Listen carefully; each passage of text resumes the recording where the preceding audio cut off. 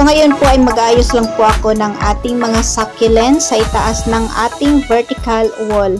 Hello everyone, ito po si Charching ng Succulent Davao and welcome sa ating YouTube channel.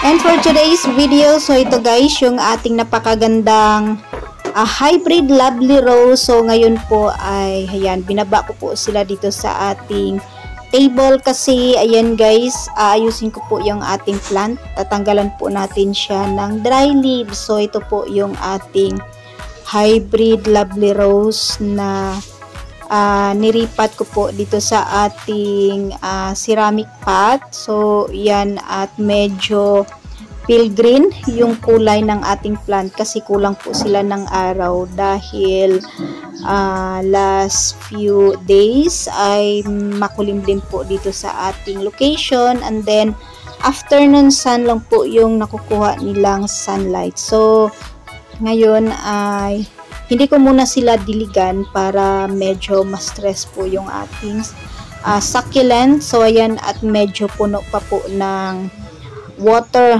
yung kanilang leaves. So ayan, at magtatanggal lang po ako ng konting dahon sa ibaba para ayan guys, para gumanda po yung ating plant. So heto ay ayan, meron na po siyang mga dry leaves kasi pag hindi natin yan tanggalan ng dry leaves ay dyan po dadapo yung mga mealybugs and then mga langgam. So magiging papangit po yung ating succulent. So yan guys, at magtanggal lang po tayo ng dry leaves. Hindi ko po to diligan, and then pagkatapos nito ay ibabalik ko siya doon sa kaniyang pwesto. So heto ay to siya cuttings propagation and then leaf propagation, and then yung nabili natin sa ating seller. So ayan guys, yung update sa ating napakagandang hybrid lovely rose.